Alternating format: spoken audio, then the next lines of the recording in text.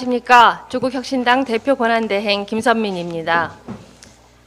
최상목 부총리에게 대통령 권한을 제대로 대행하라고 촉구합니다. 요즘 뉴스 보기가 무섭습니다. 가슴이 철렁합니다. 윤석열 정부의 무모한 의대 증원 추진으로 전공의들이 대규모 사직한 지 1년이 훌쩍 넘었습니다. 2025학년도 의대 정원 문제를 해결하지 못했습니다. 2026학년도 정원을 결정할 2월 데드라인도 지났습니다. 의대 10곳에서는 신입생 중 1명도 수강 신청을 안 했습니다. 의료 대란은 해결될 기미가 보이지 않습니다. 정부는 오락가락합니다. 이주호 교육부 장관은 내년 의대 정원을 증원 이전 수준으로 동결할 수 있음을 시사했습니다. 하지만 보건복지부 박민수 차관은 결정한 바 없다고 합니다. 환자, 수험생, 재학생, 그리고 그 가족은 누구 말을 믿어야 합니까? 최 부총리는 헌법재판관 임명에 여야 합의를 종용했습니다. 정작 본인은 교육부와 복지부 합의조차 못 이뤄냅니다. 기껏 의료개혁 특위 민간위원들과 만났습니다.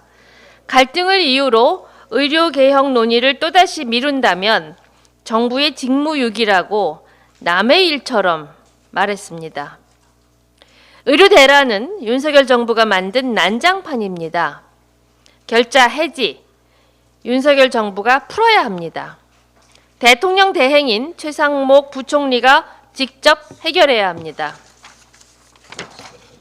이것도 여야가 협의해야 나설 겁니까?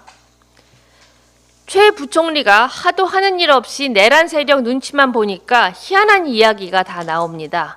윤석열이 파면돼도 조기 대선이 안 열릴 수 있다는 겁니다.